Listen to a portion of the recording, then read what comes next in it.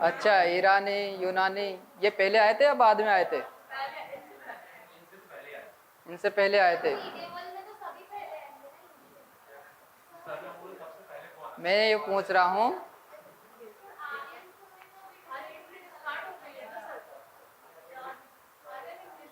रुको रुको रुको, पहले पीछे कुछ बता रहे हैं। हाँ बताइए।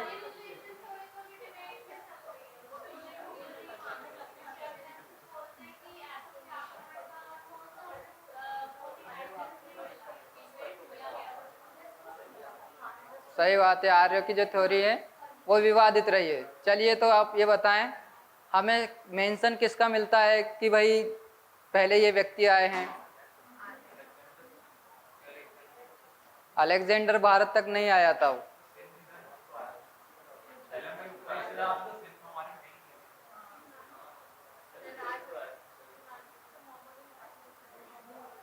मतलब पहले मोहम्मद बिन कासिम ही आए, है ना? आपका कहना ये है।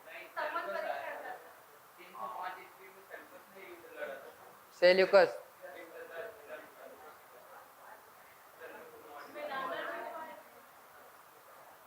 हाँ तो मैं वही तो पूछ रहा हूँ ना, कौन कौन आए थे?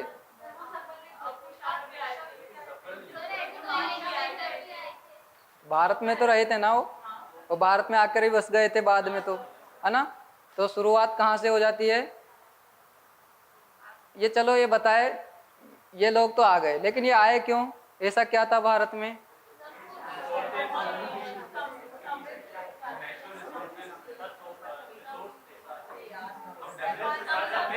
आपने फिजिकल मैप देखा है इंडिया का? क्या दिखाई देता है उसमें? सोना दिखाई देता है। सोने की खदान भी बोल देते तो चलो मैं मान लेता, डायरेक्ट सोना। आपने देखा होगा, जब आप फिजिकल मैप देखते हो तो उस पर पूरे मैप पर ही आपको ग्रीनरी ग्रीनरी दिखाई देगी, ठीक है? और ग्रीनरी क्या हो जाती है? नेचुरल, ठीक है? तो कोई भी व्यक्ति दो चीज की ओर ही आकर्षित होता है, एक तो ब्यूटी, कोई भी व्यक्ति दो चीजों की ओर ही आकर्षित होता है, एक तो ब्यूटी और एक वेल्थ, ठीक है? दोनों को कहेंगे तो, और भारत में दोनों थी, तो इसीलिए जो बाहरी आक्रमण है वो हमारे भारत के ऊपर हुए थे। किस किस के कारण? एक तो धन के कारण और एक सुंदरता के कारण। सुंदरता का आप ये मतलब लीजिए यहाँ पर, क्योंकि काफ़ी जो ज़्यादा चीज़ें थी, धन तो था ही भारत के पास, क्योंकि बहुत सारे हिंदू मंदिर बने हुए थे। और आप जो बात कर रहे थे हिंदू मंदिर तोड़ने की, तो वो इसलिए तोड़े गए थे क्योंकि जब बाहरी सेना हमारे यहाँ आई थी तो उनके सैनिकों को डर लग रहा था कि कहीं ना कहीं मंदिर में भगवान होते हैं, और अगर हम मूर्ति तोड़ने गए या उनको हाथ भी लगाया तो हमें हमारा अपमान होगा, है ना? हमें बहुत सारी चुनौतियों का सामना करना पड़ेगा। तो फिर जैसे कोई बाहुबली जैसे व्यक्ति आते हैं और वो मूर्ति को उठाकर उनके सामने पटक देते हैं, तो उनका डर खत्म हो जाता है। किनका? सैनिकों का। तो उन्होंने तो एक ही मूर्ति तोड़ी, बाहुबली ने तो, और उसकी सेना थी, उन्होंने मंदिरों की सारी मूर्तियां तोड़ दी। इस तरह से जो है मंदिरों का कहीं ना कहीं विनाश हुआ है। तो जब अगर हम मुस्लिम आक्रमण की बात करें तो पहला मुस्लिम आक्रमण जो है किनके द्वारा किया जाता है? अब यहाँ पर एक व्यक्ति की मैं बात नहीं कर रहा हूँ, क्योंकि मोहम्मद बिन कासिम के भी पहले दो व्यक्ति आते हैं, लेकिन वो असफल रहते हैं, सफल नहीं होते। अभी गौरी वगैरह नहीं आएंगे, अभी गौरी नहीं आएंगे। मोहम्मद बिन कासिम 712 में आ रहा है, तो 712 के पहले की बात कर रहा हूं मैं पहले टॉपिक इसलिए बताता हूं ताकि आप कुछ पढ़कर आए घर से, है ना? अच्छा, ऐसा कैसा हो सकता है कि मिला नहीं? वो गलत बात है ना। चलिए देख लेते हैं।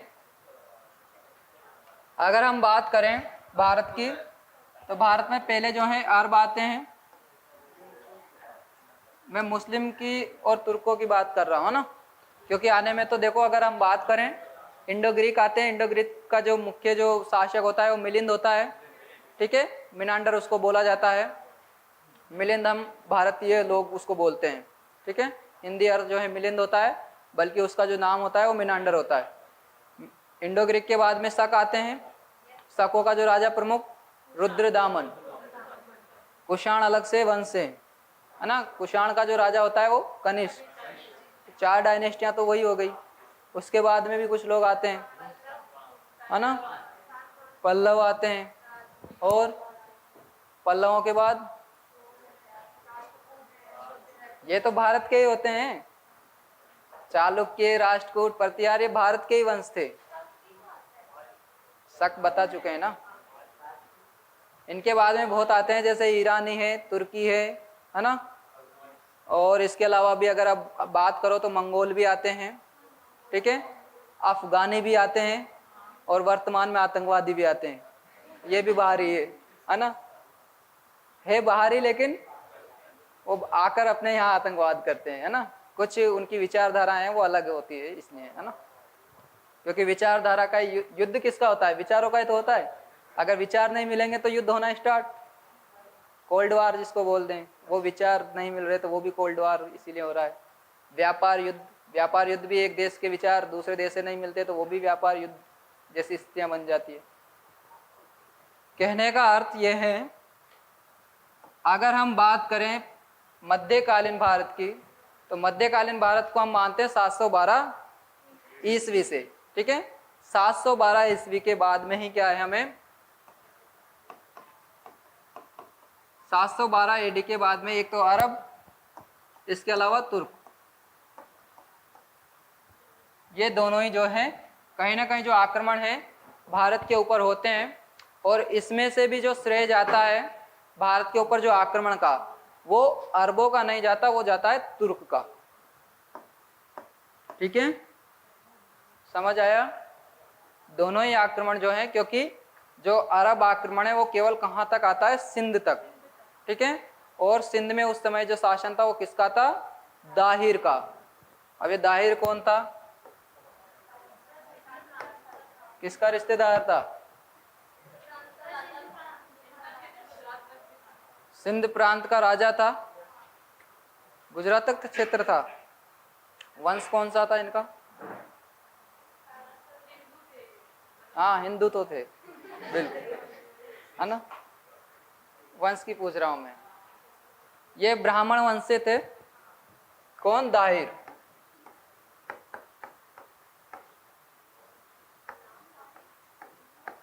हाँ नाम दाहिर है, लेकिन लग रहा है ऐसा है कि ये ब्राह्मण नहीं होंगे ना, ऐसा ही आ रहा है ना मन में, ब्राह्मण वंश से ही थे, है ना। और इनका जो शासन था ब्राह्मण वंशों का, की पॉइंट लिखते चलना, बाकी जो है वो आपको पीडीएफ में मिल ही जाता है ना, लेकिन की पॉइंट लिख लिया करें ताकि वो आपको ज्यादा मेहनत ना करनी पड़े बाद में समझने के लिए, ना। तो जो दाहिर का शासन था, कहाँ था ये, अफगानिस्तान वाला क्षेत्र आप मत बोलिए, क्योंकि वहां पर जो है अफगानिस्तान वाला थोड़ा ऊपर हो जाता है, और पाकिस्तान का जो निचला भाग है अभी वर्तमान में, उसी भाग को क्या बोला जाता है, सिंध। तो सिंध वाला जो इलाका था उसमें जो शासन था वो किसका हो रहा था, दाहिर का हो रहा था, ठीक है।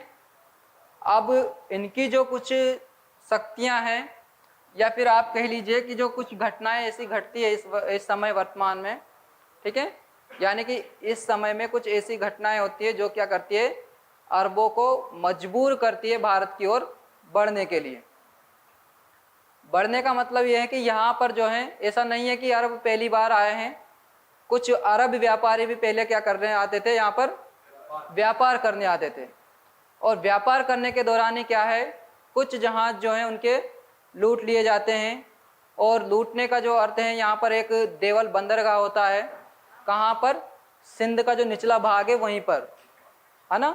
वर्तमान में जो है आपका पाकिस्तान वाला इलाका है, तो उसी जो नीचे वाला भाग है वहाँ पर देवल एक जगह है, और उसी देवल में क्या होता है, एक बंदरगाह होता है, पोर्ट होता है।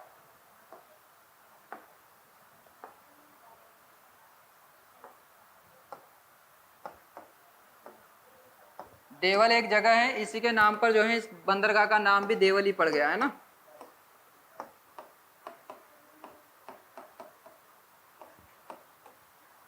देवल बंदरगाह पर क्या है, एक घटना घटती है। घटना ये घटती है कि श्रीलंका का एक राजा था। श्रीलंका के राजा ने, जो आप कह लीजिए उस समय क्या होते हैं, अरब में एक खलीफा होते हैं।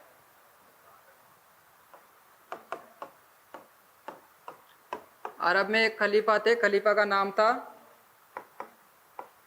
अल मजा।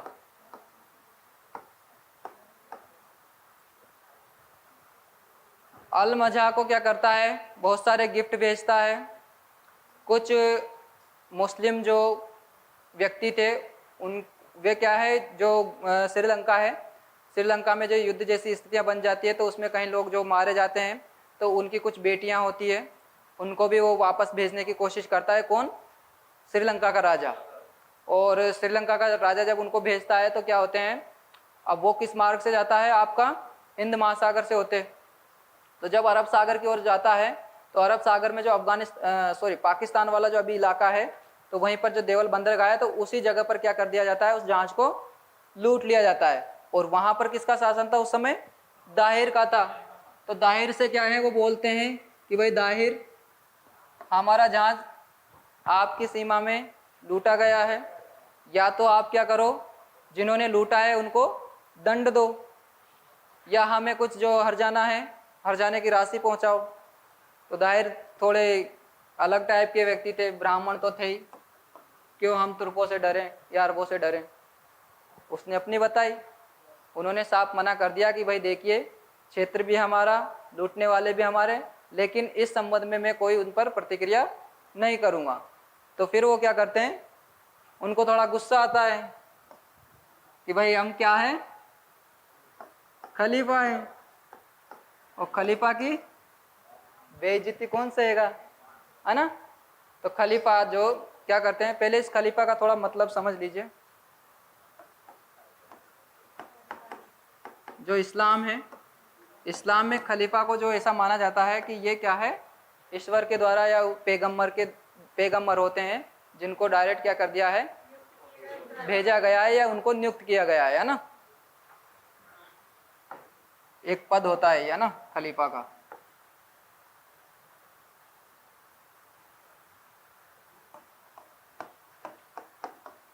जो पैगंबर हैं या इनकी जो है, इनको मतलब नियुक्त कर दिया जाता है, और इनको काफ़ी अच्छी जो है नॉलेज होती है। एक होता है उलेमा, है ना। ये कुछ शब्द हैं, इनको थोड़ा पढ़ते वक्त याद रखें, है ना।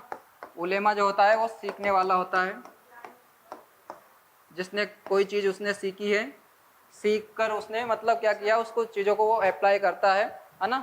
अब ऐसा नहीं है कि ये किसी टीचर के पास ही जाए सीखने, इनके जो धार्मिक जो व्यक्ति होते हैं उनसे ये शिक्षा ग्रहण कर लेते हैं और उन्हीं चीज़ों को क्या करते हैं, जैसे कोई भी किताब वगैरह या अरबी फारसी की जो भी बुक उस समय रहती थी, तो उसकी जो है उनको विशेष जानकारी हो जाती थी, क्योंकि पढ़ते रहते थे, है ना भाई। उन्होंने जो है ज़रूरी नहीं कि वो स्कूल में जाकर ही सीखे ना। तो सीखने वाला जो होता है वो उलेमा होता है। बाकी जो उन चीज़ों को क्या करता है, वो अच्छी तरह से उन्हीं पर जो है चलता है, मतलब उनके जो कुछ रूल वगैरह होते हैं उसी के अनुसार कार्य करता है ये उलेमा। तो खलीफा और उलेमा ना। तो खलीफा क्या करता है, फिर एक व्यक्ति को भेजता है, ये कहाँ पर, भारत की ओर, 711 में। कब की बात कर रहे हैं हम, अभी 12 में मोहम्मद बिन कासिम पे नहीं जाएंगे, क्योंकि 711 में ये घटना घटी थी। कौन सी? जहाज लूटने वाली, है ना।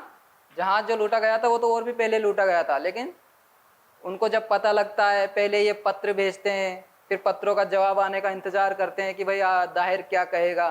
फिर दाहिर का पत्र वहाँ गया, है ना। तो उस प्रोसेस में थोड़ा वक्त लग जाता है, लेकिन इतना हर्जाना भी नहीं मिलता, तो फिर वो सहने वाले नहीं है। तो एक व्यक्ति को भेजते हैं, ये उबैदुल्लाह।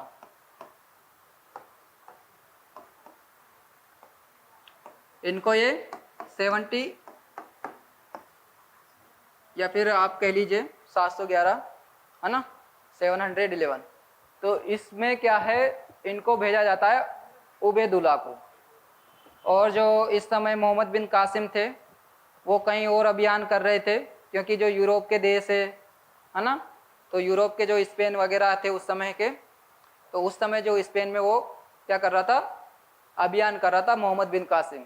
क्योंकि जो ये खलीफा थे, इन खलीफा के दामाद थे कौन, मोहम्मद बिन कासिम। तो अभी तो भाई उनकी ज़रूरत नहीं, पहले इनको ही देख लें, अगर यही काम कराते हैं तो ठीक है ना। हाँ वही तो बता रहा हूँ, खलीफा एक व्यक्ति को भेजता है, मतलब खलीफा ही क्या करता है, इसको भेजता है कि पहले इनको भेजा जाए, है ना। उबैदुल्ला जो था उनका एक सिपह सलार की तरह ही काम करता था उस समय, किनके लिए, खलीफा के लिए।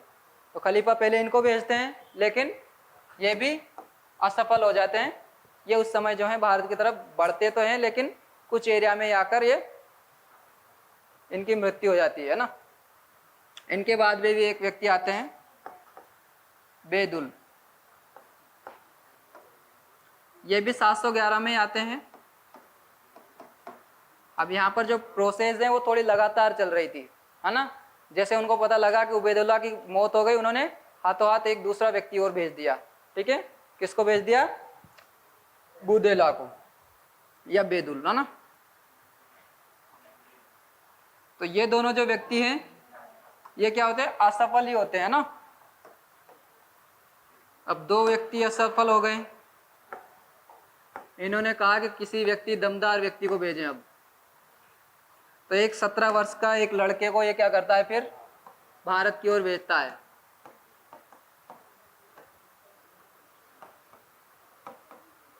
सत्रह वर्ष की आयु होती थी उस समय किसकी, मोहम्मद बिन तुगलक, सॉरी मोहम्मद बिन कासिम की।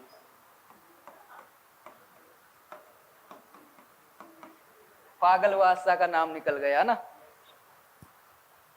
क्यों बोलते हैं पागल बादशाह उसको, ऐसा क्या किया बेचारे ने, इतिहास में पागल ही नाम पड़ गया।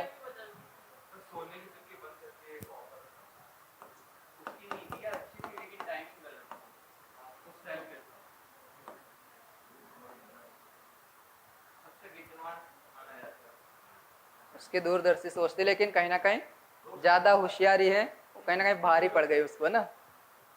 ये तो काम उसने अच्छे ही थे। तो इनका जो आक्रमण होता है मोहम्मद बिन कासिम का, ये होता है 712 में, है ना। 712 ईस्वी में क्या है, मोहम्मद बिन कासिम भारत की ओर बढ़ता है, और सिंध वाला जो एरिया होता है कि देखते हैं कौन है दाहिर नाम का व्यक्ति, तो उसके लिए जो है ये आक्रमण करना स्टार्ट कर देते हैं, कौन, मोहम्मद बिन कासिम, 712 ईस्वी, ठीक है। इसके बाद में 300 वर्ष तक भारत की ओर कोई भी बाहरी आक्रमण नहीं बढ़ता है। उसका रीजन, ये तो सिंध तक ही रहता है, भारत की ओर क्यों नहीं हुए।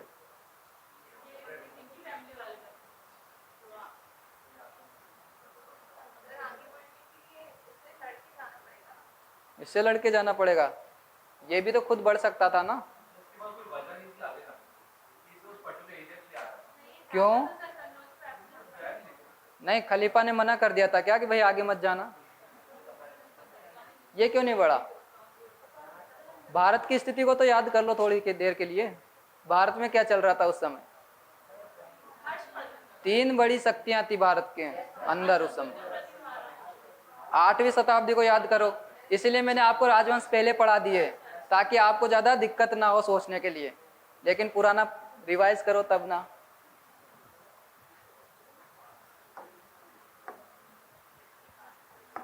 ठीक है, 712 में ये तो आ गया था मोहम्मद बिन कासिम। लेकिन यहाँ भारत के परिप्रेक्ष्य में अगर हम बात करें,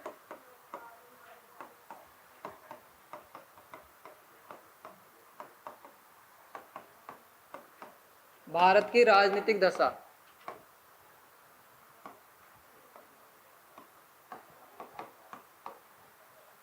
अगर भारत की राजनीतिक दशा में बात करें तो 3 शक्तियां ही नहीं, बल्कि जो भारत है वो अलग अलग स्टेट में डिवाइड हो रहा था, है ना। छोटे छोटे राज्यों में विभाजन हो गया था उसका उस समय।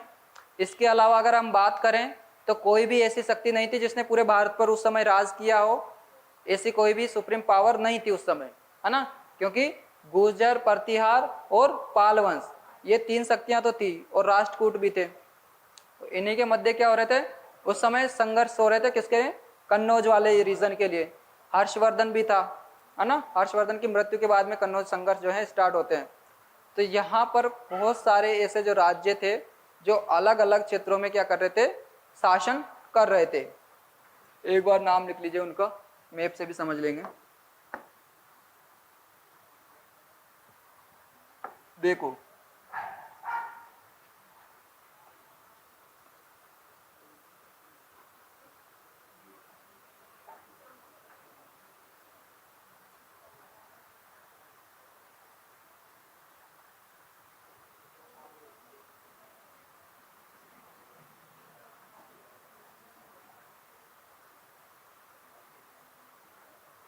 अगर हम बात करें, यहाँ अफगानिस्तान वाला एरिया था,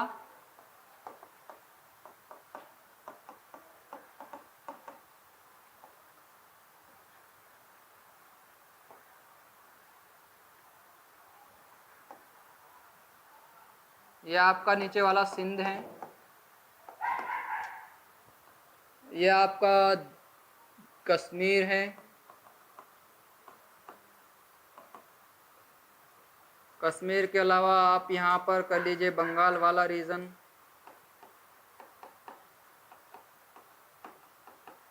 बंगाल के अलावा आप इधर असम वाला जो भाग था इसको कामरूप लिख लीजिए, कामरूप के अलावा इधर आप कन्नौज लिख लीजिए,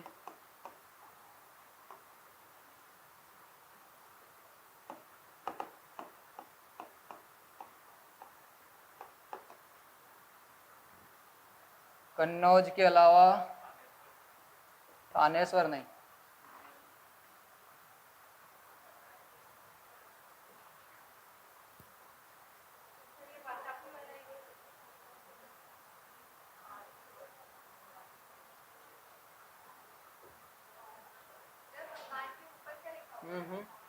रुको एक मिनट, कहाँ पर? बंगाल के ऊपर असम वाला है काम, उस समय कामरूप बोला जाता था इसको, कामरूप है ना।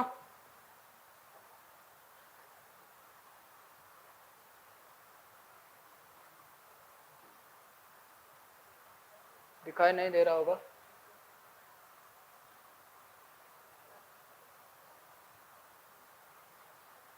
चलो जब तक याद आ जाएंगे पहले इनको देख लो ना।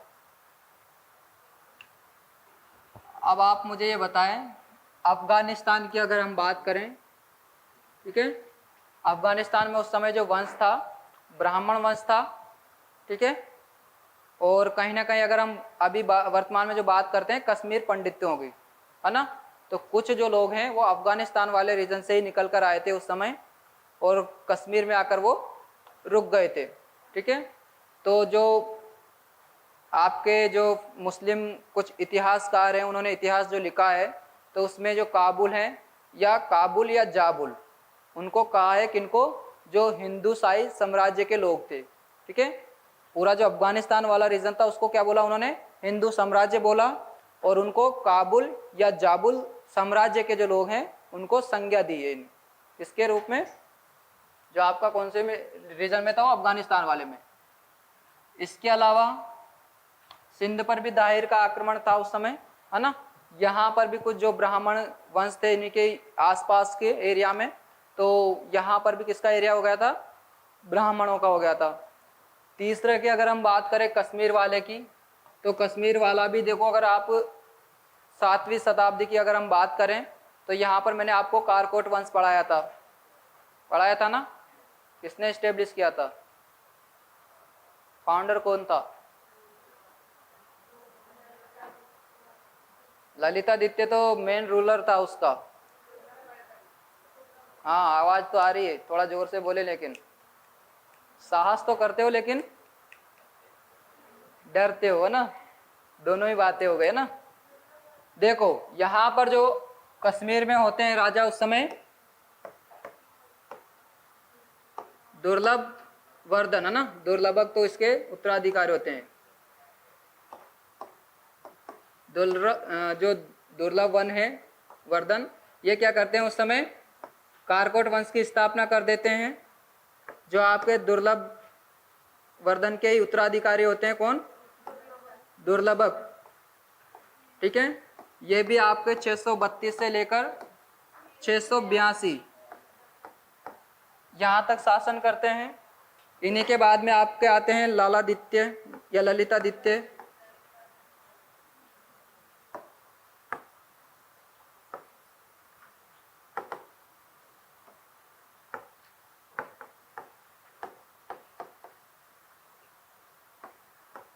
ललितादित्य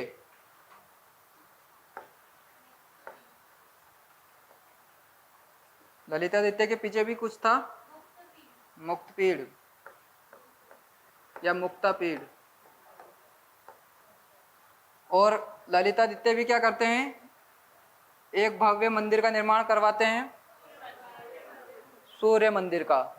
और आपको पता होगा कि जब दुर्लभ वर्धन का जब शासन चल रहा होता है तो इस समय एक व्यक्ति भी आता है चीन का। कौन जाता है यहाँ कश्मीर में? हैंसोंग को हमने पढ़ाया था कि भाई इस समय जो है हैंसोंग क्या करता है, कश्मीर की यात्रा भी करता है ना। तो वो सारे जो घटनाक्रम है उनको आप याद रखिए ना। मंदिर कौन सा बनवाया था इन्होंने सूर्य मंदिर के लिए? सूर्य के लिए एक सूर्य मंदिर या मार्तंड मंदिर इन्होंने निर्माण करवाया था। किसने? ललितादित्य ने, है ना। इसके अलावा हम बात कर लेते हैं कामरूप। कामरूप में भी जो असम वाला जो रीजन होता है, हर्ष कहाँ होता है? कन्नौज में, ठीक है। और हर्ष से क्या है, स्वतंत्र होकर जो आपका कामरूप है वहाँ पर जो अलग से एक वंश की स्थापना होती है। और कहीं ना कहीं जो कुछ ही समय वो जो है व्यक्ति शासन कर पाते हैं। बाकी जो पाल वंश हैं, पाल वंश में कौन होते हैं? गोपाल। क्योंकि हम हर्षवर्धन को पढ़ चुके हैं, हर्षवर्धन के बाद में हमने शशांक को भी पढ़ा है। क्योंकि बंगाल वाला रीजन जो था इसमें आपका पहले कौन सा था? गौड़ वंश था। गौड़ वंश में कौन थे मुख्य शासक? शशांक थे प्रमुख शासक, ठीक है। और गौड़ के बाद में क्या होते हैं? फिर पाल वंश की स्थापना होती है और पाल वंश के बनते हैं गोपाल, है ना। और गोपाल कौन होते हैं? पहले शशांक जो थे उन्हीं के सेनापति हुआ करते थे। और वहां की जनता को लगा कि यहाँ पर क्या हो रहा है, पद के लिए या फिर जो आपका सिंहासन है उसके लिए लड़ाइयाँ हो रही थी, आंतरिक अशांति फैल रही थी। तो उन्होंने क्या किया, जनता ने उसी सेनापति को क्या कर दिया कि भाई आप ही क्या करो, हमारे राजा बन जाओ। तो उसी को क्या किया, उन्होंने चुन लिया। तो उसी को क्या कर दिया, फिर पद दे दिया। तो पाल वंश की वो क्या करते हैं, अलग से वंश की स्थापना करते हैं, कौन? गोपाल। तो ये गोपाल क्या करते हैं, बाद में इस कामरूप को अपने अंडर में ही कर लेते हैं। ज्यादा समय तक ये कामरूप जो है स्वतंत्र नहीं रह पाते हैं, है ना। बाकी जो है पहले तो हर्षवर्धन का ही शासन था, तो हर्षवर्धन के टाइम पे तो कोई दिक्कत नहीं थी। अब हम आ जाते हैं किस पे? हर्षवर्धन पर ही, है ना। यहाँ पर एक और जो आपका जो है नेपाल होता है, नेपाल में भी उस समय अलग ही वंश था, है ना। क्योंकि ये भारत के अंदर नहीं थे, है ना। उस समय तो पूरा भारतीय था अगर माने तो, है ना। बाद में धीरे धीरे क्या है, ये अलग परिस्थिति के अनुसार जो अलग होते गए, है ना। इसके अलावा जो नेपाल था, ऊपर है यहाँ आपका तिब्बत है, तो तिब्बत में भी अलग वंश था। तिब्बत और हर्ष का जो शासन था कन्नौज, उसी के बीच में था नेपाल वाला रीजन। और नेपाल वाला जो रीजन था कहीं ना कहीं ये हेल्प करते हैं किसकी? चाइना वालों की। चाइना में एक शासक होते हैं या चाइना का एक राजदूत आता है भारत के अंदर, तो उसको क्या करते हैं, एम्बेसडर की ये हेल्प करते हैं। किसके लिए? कि भाई आप कन्नौज पर क्या करो, अटैक करो। समझ में आ रहा है ना क्या चल रहा है? कोई ऐसा तो नहीं जिसको समझ में नहीं आ रहा हो? पता नहीं सर किसको कहाँ से लड़ा रहे हैं। यहाँ तक तो समझ में आ गया ना, बंगाल तक तो ठीक है। बंगाल में दो वंश थे, गौड़ नरेश और पाल वंश। तो गौड़ नरेश तो शशांक, तो शशांक की हत्या तो हर्षवर्धन पहले ही कर देते हैं और उसको अपने अंडर में कर लेते हैं। लेकिन यहाँ पर फिर जो शासन करने के लिए गोपाल जो होते हैं पाल वंश के, वो अलग से पाल वंश की स्थापना कर देते हैं। इसके बाद में क्या होता है, जो कामरूप वाला जो रीजन था, हर्षवर्धन की जैसे ही मृत्यु होती है, ये क्या करते हैं, कामरूप वाले अपने आप को स्वतंत्र कर लेते हैं। और स्वतंत्र करने के बाद में 4 या 5 साल ही ये शासन कर पाते हैं, जिसमें पाल वंश क्या कर लेता है, इसको अपने अंडर में कर लेता है। ठीक है, तो ये कहानी खत्म। क्या पाल वंशी? अच्छा, मतलब कामरूप में कौन सा वंश था? इसमें एक वैश्य करके एक कुछ वंश है ना, उसका मुझे सटीक जो है आंसर नहीं मिला। अगर उसका जो कौन सा वंश था उसका मुझे देखना होगा एक बार, तो मैं पीडीएफ में जो है आपको डाल दूंगा उसमें ना। आप तो ऐसा करिए अभी तो थोड़ा कि भाई कन्नौज के बाद में ये क्या है, स्वतंत्र हो गए थे, और स्वतंत्र होने के बाद में जो कामरूप पर अधिकार किसका हो जाता है, पाल वंश का हो जाता है।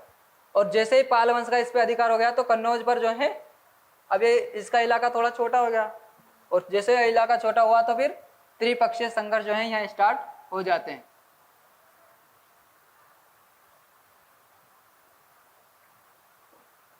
अब ये त्रिपक्षीय संघर्ष है, इनमें भी बहुत जो 300 वर्ष की भी बात कर रहा हूँ, वो 300 वर्ष यहीं खपते हैं, ठीक है। और इसीलिए जो है बाहरी लोग जो हैं वो आक्रमण इधर कर ही नहीं पाते, क्योंकि उनको पता था कि ये तीनों शक्तियां जो हैं अभी वर्तमान में जो है बहुत ताकतवर है, और ताकतवर हैं तो हम इनको कैसे हराएं, उसके लिए वो केवल क्या कर रहे थे, सोच विचार कर रहे थे कि कैसे इन शक्तियों को कमजोर किया जाए। तो वो इंतजार कर रहे थे कि कब ये आपस में लड़ लड़कर इनकी सेना ध्वस्त हो जाए, है ना। लेकिन कहा जाता है कि भाई अगर ज़्यादा समय तक ये चला तो उस लोगों से क्या होता है, इंतजार नहीं होता है। तो ये 1000 ईस्वी में फिर वापस अटैक होता है, किसका, मोहम्मद गजनवी का। गोरी नहीं आएगा अभी, पहले गजनवी आएगा।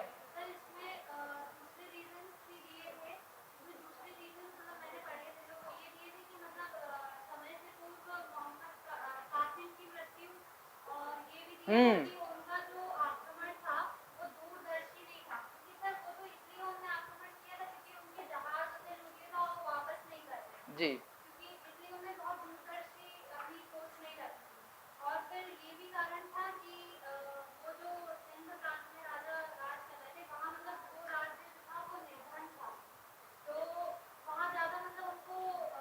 कुछ मिला नहीं। अच्छा देखो उसका रीजन था ना, जब अरब आए थे, अरब व्यापारी थे, पहले जब व्यापारी आ गए थे तो व्यापारियों ने जाकर वहां बताया था, किसको, जो आपके खलीफा थे, और खलीफा को बताया कि भाई वहाँ बहुत समृद्ध लोग हैं भारत के अंदर, तो आप क्या करो उधर आक्रमण भी करो। देखो अलग अलग स्टोरियां मिलती हैं, या अलग अलग आपको बुक में कंटेंट अलग अलग मिलेगा। तो कुछ बुकों में तो क्या दे रखा है कि भाई जो दाहिर हैं, दाहिर की ओर तरफ बढ़ते हैं, वो कौन, अरब। लेकिन जो मोहम्मद बिन कासिम है उसकी उम्र बहुत हो जाती है, तो वो वहीं पर उसकी मृत्यु हो जाती है, तो वो इसलिए इधर नहीं बढ़ पाए। दूसरी बात, यहाँ पर तीनों शक्तियां इनके मध्य भी ये क्या थी, उस समय पीक पर थी, मतलब बहुत ज्यादा पावरफुल थी तीनों शक्तियां। 300 वर्ष तक इन्हीं में संघर्ष चलते रहे कन्नौज के लिए, है ना। तो इसमें भी जो आप देखते होंगे तो सबसे पहले जो है कहीं ना कहीं प्रतिहारी क्या करते हैं, शासन कर पाते हैं, इसमें आपका कन्नौज वाला रीजन है उस पर। लेकिन प्रतिहारों को बाद में क्या है, पाल वंश कुछ समय के लिए डिफीट कर देता है, और पाल वंश अपना अधिकार करना चाहता है, लेकिन ज्यादा समय पाल वंश भी नहीं टिक पाता, वापस प्रतिहारी क्या करते हैं उस पर अपना शासन कर पाते हैं।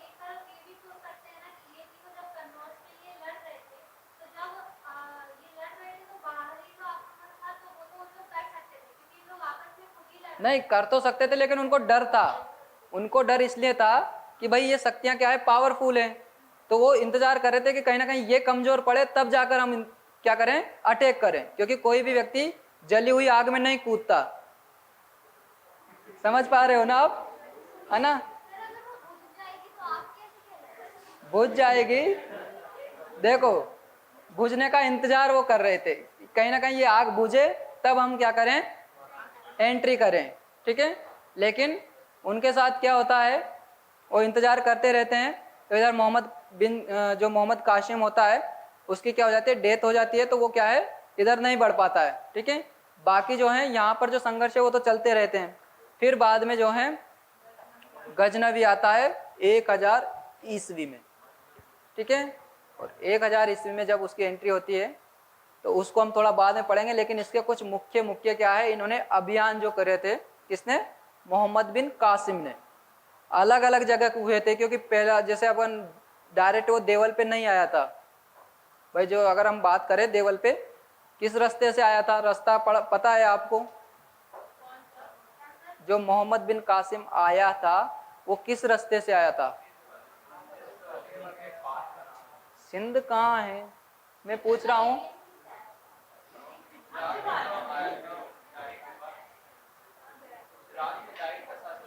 सिंध तक वो कहाँ किस रास्ते से आया था? देखो कहाँ का व्यक्ति था वो? अरब का था। अभी हम किसकी बात कर रहे हैं? मोहम्मद बिन कासिम की बात कर रहे हैं। मोहम्मद बिन कासिम जो है आपका जो अरब का जो हिस्सा है उसी से जो मकरान तट वाला जो लगा हुआ भाग है तो वो किनारे किनारे से आता है ना। और समुद्री किनारे से आता है तो वो डायरेक्ट जो पहली बार जो आक्रमण करता है तो उधर कौन पड़ता है? आपका मकरान वाला तट। तो पहले वो मकरान वाले हिस्से को जीतता है। मकरान से जैसे ही वो आगे बढ़ता है तो फिर आगे बढ़ने के दौरान वो सिंध वाले पर जो सिंध वाला हिस्सा था या फिर जो देवल वाला हिस्सा था तो देवल को जीतता है, सिंध को जीतता है। और सिंध के ऊपर जो वाले हिस्से होते हैं जिसमें आरोर है, निरूप है ना, अलग अलग उस समय के क्या थे? जगह थी। तो इन सारी जगहों पर क्या करता है? ये अभियान करता है। कौन? मोहम्मद बिन कासिम। तो ये यहाँ आके क्या हो जाता है?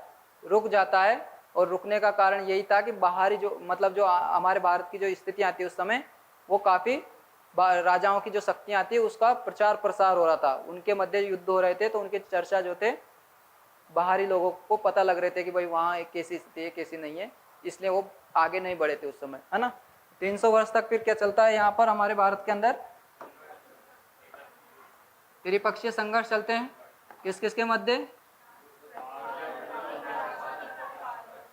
गुर्जर प्रतिहार, राष्ट्रकूट और पाल, है ना। तो ये जो है त्रिपक्षीय संघर्ष कब तक चलते हैं? 300 वर्ष तक। तो कितने हो गए? 6वीं शताब्दी वो थी, 7वीं, है ना, 7वीं के बाद में 8वीं 9वीं, है ना, 9वीं या 10वीं जो शताब्दी आते आते क्या होते हैं? ये संघर्ष खत्म हो जाते हैं। और संघर्ष खत्म होने के बाद में जो शक्तियाँ बचती है वो इतनी पावरफुल नहीं रहती।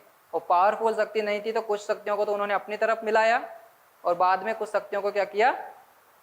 हराया। ठीक है, जो मान गए उनको रहने दिया, लोभ लालच दिया कि आपको ही क्या करना है, शासन तो आपको ही करना है, हम तो आएंगे धन लेकर चले जाएंगे, है ना। और यहाँ के राजाओं को थोड़ा ऐसा लग रहा था कि हम दूसरों से तो वैसे ही हार रहे हैं, इनका साथ दे देते तो कम से कम सत्ता तो मिल ही जाएगी। और सत्ता का लोभ और कुर्सी का जो लोभ है वो उनके लिए कहीं ना कहीं फलित नहीं होता है ना। इसी वजह से जो है वो कमजोर भी पड़ते हैं और हारते भी रहते हैं।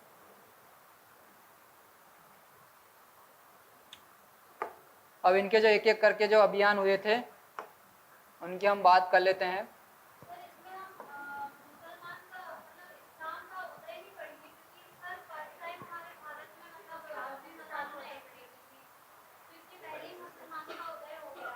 उदय मैंने जब आपको इस्लाम पढ़ाया था तो उस समय अगर आपको याद हो तो, क्योंकि इसमें देखो इस समय जो इस्लाम है वो पीक पर था, क्योंकि मैंने अभी आपको मोहम्मद बिन कासिम के बारे में बताया था। तो इन्होंने यूरोप के भी कुछ देशों पे मतलब इस्लाम वहाँ पर उन्होंने फैला दिया था।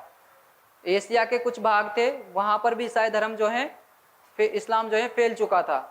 इसके अलावा जो आपके अफ्रीकी देश हैं, अफ्रीकी देशों में भी क्या हो गया था, इस समय इस्लाम फैल चुका था। तो कहीं ना कहीं जो है एक तरह से इस्लाम का प्रचार प्रसार करने का भी उनका मकसद था, जिसलिए वो भारत की ओर बढ़े थे। सारे कारण जो है इसमें मिल जाए।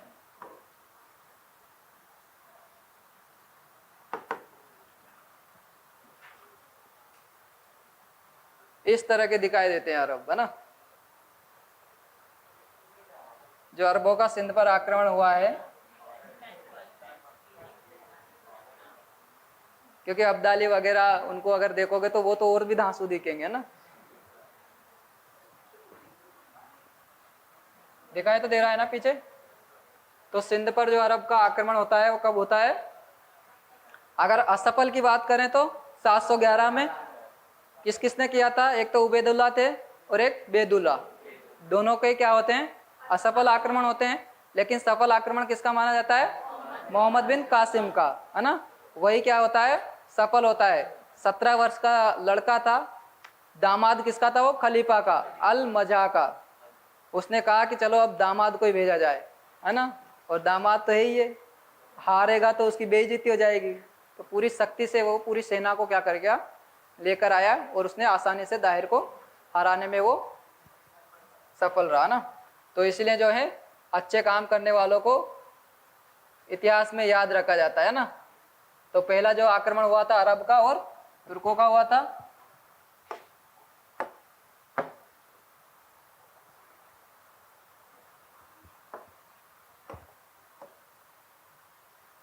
ठीक है, बाद में जो तुर्क हैं वो भी आ जाते हैं, है ना। जो आपका मोहम्मद गजनवी वाला था वो तुर्क वाला था ना।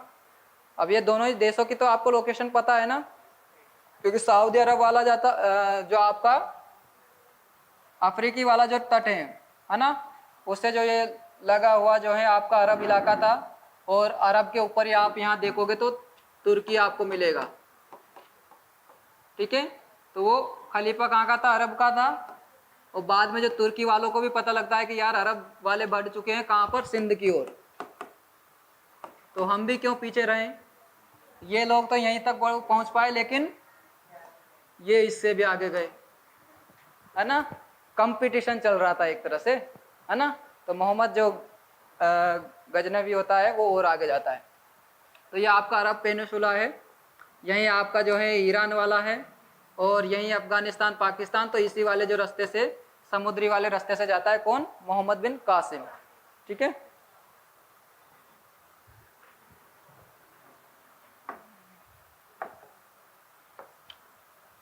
असफल व्यक्तियों को भी देख लो, याद रहेंगे। वो अभी बताएंगे, पूरे चित्र से बताएंगे, है ना। वो देवल था ना, देवल जो आक्रमण किया था, वो बंदरगाह का नाम है देवल। देवल एक जगह है, इसी नाम पर इसका नाम है देवल, है ना। जो पोर्ट है आपका बंदरगाह, उस पोर्ट का नाम भी देवल ही है ना, देवल। अब ये यहाँ पर एक मंदिर भी मिलता है, तो कुछ पुस्तकों में मंदिर का नाम पड़ता है कि भाई मंदिर था यहाँ पर, तो उस मंदिर के नाम पर ही इसका नाम जो है देवल रखा गया है ना। तो ये देवल जो है पोर्ट भी है, ये एक पैलेस भी है ना। तो ये पहला जो शासन होता है असफल, वो उबैदुल्ला का, सेकंड में बूदेल, है ना। ये 711 में हुए। 712 में जो सफल होता है वो कौन होता है, मोहम्मद बिन कासिम। ठीक है, और ये किसको पराजित कर देता है, दाहिर को।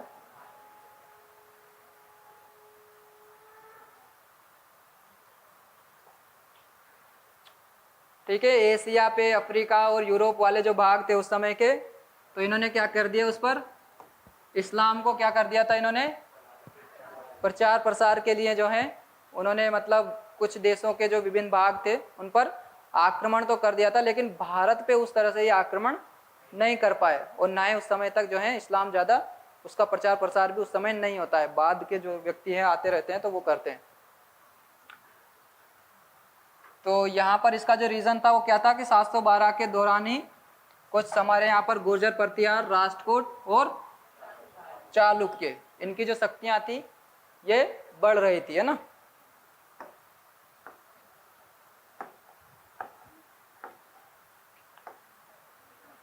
जो रीज़न था बाद में 1000 में ये आया, कौन, मोहम्मद गजनवी। उसका रीज़न दो ही है, एक तो हमारे यहाँ पर पुनर्विकेंद्रीकरण हुआ, दूसरा डिवीज़न। ठीक है, डिसेंट्रलाइजेशन और डिवीज़न दोनों ही स्थितियों के कारण दोबारा से जो है मोहम्मद जो गजनवी है वो सफल इसीलिए होता है क्योंकि हमारे यहाँ पर जो राज्य थे वो बढ़ चुके थे, छोटे छोटे हो गए थे उस समय, है ना। 17 बार आक्रमण करता है मोहम्मद गजनवी, है ना। उस समय की स्थिति है 8वीं शताब्दी के आरंभ में जो भारत है वहाँ पर जो राजनीतिक दशा थी वो कैसी थी, तो राज्य क्या थे, सर्वोच्च शक्ति नहीं थी, है ना। कोई भी सुप्रीम पावर नहीं थी भारत के अंदर, छोटे छोटे जो स्मॉल स्टेटों का निर्माण हो रहा था, सभी अपने अपनी फ्रीडम, है ना, सोवरेनिटी उसको रख रहे थे कि भाई हम इंडिपेंडेंट हैं, है ना, स्वतंत्र हैं, किसी की नहीं सुनेंगे। और नहीं सुनने का कारण दूसरे लोग आए, उन्होंने फ़ायदा उठा लिया, मत सुनो तुम, आ जाओ हमारे अंदर ही काम करो। ये आपके जो हैं 8वीं शताब्दी का जो है इस तरह का जो था, अफगानिस्तान, कश्मीर, नेपाल, कन्नौज, कामरूप, बंगाल, सिंध, ये वाले जो राज्य थे उस समय अलग अलग थे, है ना। मैंने सोचा कि क्यों ना खुद के बनाए मैप ही लगाए जाएं, है ना, दूसरे मैप क्यों ढूंढें। आपको भी मेहनत करनी है ना, क्योंकि कॉपी में मैप बनाकर आप मैप वाले नहीं, विकिपीडिया वाले थोड़ी लगाओगे, वहाँ तो आपको हाथ से ही बनाना पड़ेगा।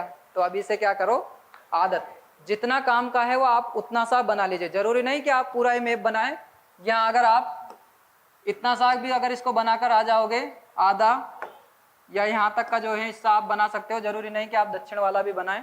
जितना अपन को दर्शाना होता है, जैसे मान लो कल जैसे सर ने बताया था आपको गंगा नदी वाला, तो आप पूरा मत बनाओ, ये गंगा नदी निकाल दो और ये आपका ये ऊपर वाला हिस्सा हो गया है हिमालय वाला, या फिर आप यहाँ पर लिख दो कि भाई ये गंगोत्री है और ये यहाँ की आपकी बंगाल की खाड़ी है ना। ऐसा नहीं कि हम तेलंगाना में यहाँ पर भारत बना हुआ है और उसको तेलंगाना से निकाल दें, है ना, ऐसा नहीं करना है ना।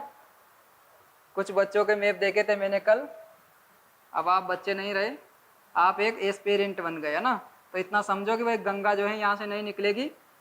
हालांकि सर की कंडीशन अलग थी उनका समझाने का कि भाई कोई भी नदी ऊपर से आती है नीचे ही जाती है, लेकिन इस तरह से जो है आपको थोड़ा सोच समझ के बनाना है ना। आगे हम बात करें अफगानिस्तान का, तो यहाँ पर जो है इनको क्या बोला इन्होंने, हिंदुशाही साम्राज्य बोला, काबुल या जाबुल साम्राज्य भी इसको कहा गया था। आगे आपका कश्मीर वाला, जो कि हमने बहुत अच्छे से पढ़ ही लिया था, कश्मीर वाला कारकोट वंश शासन कर रहा था, ठीक है। और कारकोट के जो उत्तराधिकारी थे, जिसमें आपके दुर्लभ वर्धन के बाद दुर्लभक आए, उन्होंने एक उपाधि भी धारण करी थी प्रतापादित्य के ना। तो इनका भी जो शासन था किसका, ललितादित्य का ना। ये ललितादित्य का जो शासन है उसको भी मैंने अलग से बता दिया है। देखिए उत्तर में हमने देखा था कहाँ तक था, तजाकिस्तान, ठीक है। अगर हम बात करें ऊपर की तो उत्तर पश्चिम वाला एरिया ना, उत्तर पश्चिम में तजाकिस्तान तक था। अगर हम बात करें उत्तर पूर्व की, ठीक है, यानी कि नॉर्थ ईस्ट की, नॉर्थ ईस्ट में है तिब्बत और नॉर्थ वेस्ट में तजाकिस्तान। कुछ लोग पता नहीं सोचने लग गए इंग्लिश वाले कि क्या बोल रहे हैं सर, उत्तर पूर्व और उत्तर दक्षिण, है ना। तो थोड़ा जो है कभी भी दिशाओं का अगर कंफ्यूजन हो तो थोड़ा याद रखें, वेस्टर्न कल्चर हम बार बार यूज करते हैं आम भाषा में, है ना। तो वेस्टर्न कल्चर का मतलब पश्चिम वाला देख लो, है ना। इसके अलावा यहाँ बंगाल तक जो है इसका शासन था किसका, ललितादित्य का। और ये आता है इधर से होकर जो आपका कोंकण तट है, कोंकण तट को जो है वो अपने अंडर में कर लेता है, और बाकी जो है यहाँ होके वो वापस इतना बड़ा जो साम्राज्य था वो किसका, केवल ललितादित्य का ही था, है ना। और उसने जो मंदिर बनवाया था वो मार्तंड मंदिर था किसका, सूर्य देवता का, है ना। और ये कन्नौज के जो राजा होते हैं यशोवर्मन उसको पराजित भी करते हैं ना। हाँ, नेपाल का जो वंश था, इसमें नेपाल वंश का नाम लिख लीजिए, वेशव ठाकुरी वंश, है ना। अभी लिख लीजिए, लिखना चाहो तो। यहाँ जो नेपाल में जो वंश शासन कर रहा था वो था कौन सा, वेशव ठाकुरी वंश। तो ये क्या करते हैं नेपाल वाले भी, जो तिब्बत वाले व्यक्ति होते हैं, राजा होते हैं, शासक होते हैं, तो उनसे क्या करते हैं, वैवाहिक संबंध ये स्थापित करते हैं। अपनी पुत्री का क्या करते हैं, ये विवाह कर देते हैं। और बाद में जो कौन, जो नेपाल वाले होते हैं ना, वेशव ठाकुरी वंश के वह व्यक्ति किससे करते हैं, तिब्बत वालों से, ताकि भाई उनका जो शासन है वो ठीक तरह से चलता रहे, उन पर वो आक्रमण ना करे इसके लिए। तो यहाँ पर जो कन्या का क्या है, ये विवाह कर देते हैं। और नेपाल और तिब्बत, है ना, ये दोनों क्या करते हैं, फिर बाद में जब हर्ष की मृत्यु हो जाती है, तो हर्ष की मृत्यु के बाद में यहाँ चीन का एक व्यक्ति होता है राजदूत, कौन, वांग हुंगसे। इस वांग हुंगसे की क्या करते हैं, ये हेल्प करते हैं, कौन, नेपाल वाले और तिब्बत वाले, कि भाई कन्नौज की जो गद्दी है वो खाली हो चुकी है और आप अब जाकर इस पर क्या करो, अटैक कर दो, सेना भी हम देंगे, धन है वो भी हम देंगे। अब उनका क्या फायदा होगा, फिर वो सोच रहे थे कि इधर वालों से तो फिर भी बच जाएंगे, लेकिन भारत वाले अगर इधर बढ़ गए तो उनसे नहीं बच पाएंगे, है ना, उनको ऐसा लग रहा था। अगर दो देशों के मध्य एक कंट्री है तो उसको क्या बोलोगे? मान लीजिए जैसे हम यहाँ पर बात कर रहे हैं किसकी, तिब्बत की, और नीचे है अर्श का कन्नौज, ठीक है, भारत मान लीजिए, और यहाँ पर है यहाँ पर नेपाल, तो नेपाल को क्या बोलेंगे?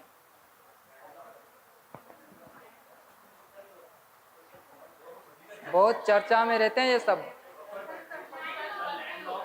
इधर से आवाज आई थी, बफर कंट्री है ना, तो ये याद रखा करें ना, जब दो देशों के मध्य कोई एक अलग कंट्री है तो उसको क्या बोलेंगे हम? बफर कंट्री बोलेंगे ना। तो यहाँ नेपाल क्या हो गया? नेपाल एक बफर कंट्री का ही रोल कर रहा था ना। आगे आ जाइए आप कामरूप वाले पे, असम वाला। यहाँ पर जो राजा था वो कौन था? भास्कर वर्मन था, भास्कर वर्मन, ठीक है। ये क्या करता है? हर्ष की मृत्यु के बाद अपने आप को क्या कर लेता है? स्वतंत्र कर लेता है, लेकिन ज्यादा समय तक ये स्वतंत्र नहीं हो पाता है, नहीं रह पाता है। हर्ष की मृत्यु होती है 647 में, है ना, क्योंकि 607 में वो गद्दी पे बैठता है, 606 में या 7 में, है ना, और वो 47 तक शासन करता है, यानी 41 वर्ष, 41 ईयर तक वो क्या करता है? शासन रूल करता है। और यहाँ पर ये भी ज़्यादा नहीं टिक पाते हैं, 3-4 साल ही शासन कर पाता है। कौन? भास्कर वर्मन। और पाल वंश क्या करता है? इसको अपने साम्राज्य में मिला लेता है। आगे आ जाइए कन्नौज पर।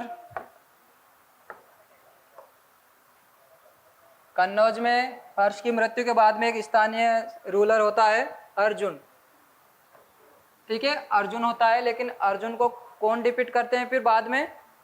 जो आपके चाइना के आते हैं राजदूत, वांग, कौन? इतनी जल्दी भूल गए? बड़ी जल्दी भूल गए आप।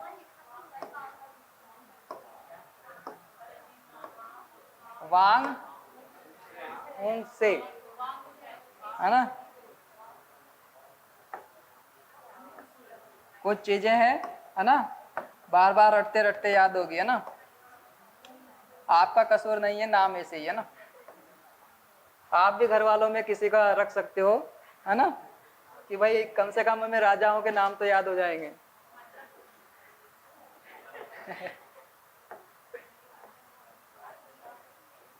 ठीक है, तो कन्नौज का जो है वंश हमने अच्छे से पढ़ लिया था। 3 शक्तियां थी बड़ी बड़ी पावरफुल। इसके बाद में बंगाल आता है। बंगाल में जो है नरेश, पहले शशांक होते हैं, बाद में पाल वंश के जो राजा होते हैं वो होते हैं, है ना। और पाल वंश में भी कुछ शासक थे, जैसे धर्मपाल, देवपाल, महिपाल, कुछ फेमस है ना। इसके बाद में सिंध वंश है, सॉरी सिंध का जो शासन है वहां पर था राय वंश, ठीक है। सिंध में कौन सा वंश था? राय वंश, है ना। क्योंकि ये जो भारत के तो हमने पढ़ लिए थे, लेकिन भारत के जो आसपास में जो कौन से वंश थे वो हमने नहीं पढ़े थे ना, इसलिए थोड़ा, क्योंकि ज़्यादा इनके बारे में मिलता नहीं है, इसलिए मैंने इसी में पूरा करवा दिया है उसको ना। तो इनकी भी अच्छी कहानी है ना, सिंध वालों की। और जो सिंध का जो अंतिम शासक होता है वो दाहिरी होता है ना। सिंध का जो हिंदू शासक होता है अंतिम, वो दाहिरी होता है ना। दाहिर के बाद में जो है सिंधु का भी, सिंध का जो है खेल खत्म हो जाता है। अब यहाँ पर जो है ऐसा नहीं है कि डायरेक्ट जो देवल पर ही आक्रमण जो इन्होंने किया और वो जीत गए, कुछ असफल रहते हैं, वो पहले भड़ोच में भी करते हैं, ठीक है। और भड़ोच के जो बाद में जो है जैसे बलूचिस्तान है ना, ये आपके पाकिस्तान वाला रीजन है ना। और जो देवल हैं इन पर जो ये करते हैं शासन, और मकरान जो तट हैं उन पर भी इन्होंने आक्रमण किया था। किन्होंने? अरबों ने। हाँ उधर भी आते हैं ना, भड़ोच, गुजरात, हाँ गुजरात है। तो ये क्या है, उसमें अटैक करते हैं कौन? अरब व्यक्ति, है ना। इसके बाद अगर हम बात करें 8वीं शताब्दी की। तो जो आपका मकरान है उसको ये जीत लेते हैं। और यहाँ पर 2 व्यक्तियों का नाम आता है, इसमें जो नेतृत्व करता थे उनके नाम लिख लो, है ना। इबन अल हरी अल, 2 नाम है ना, इबन अल और हरी अल बहीती। हाँ, ये 2 हैं। इनके शासन में क्या होता है, नेतृत्व होता है, लेकिन ये क्या है, असफल होते हैं, है ना। और वो 2 जो पढ़े थे हमने, वो कहाँ थे, सिंध वाले रीजन में क्या किए थे, उन्होंने आक्रमण किए थे, लेकिन वो भी क्या है, कहीं ना कहीं असफल ही होते हैं। कौन, उबैदुल्ला और बुदेला, है ना। बुदेला और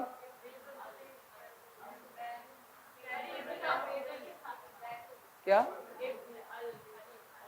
2 है ना, अलग अलग है ये 2। ये इबन अल हरी वाला जो है ये अलग है, और ये हरी अल बहीती, है ना। हरी अल बहीती और इबन अल, दोनों अलग अलग है।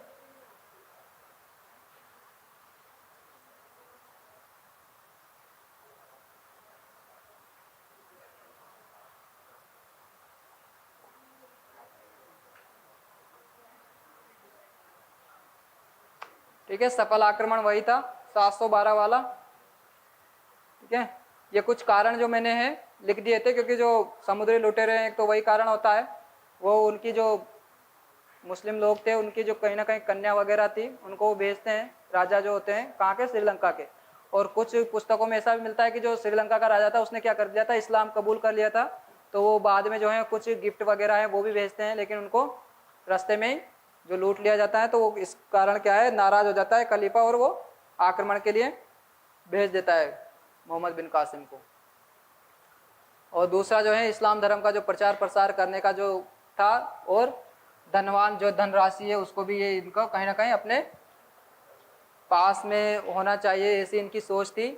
तो इसलिए भी ये क्या करते हैं, आक्रमण कर देते हैं ना।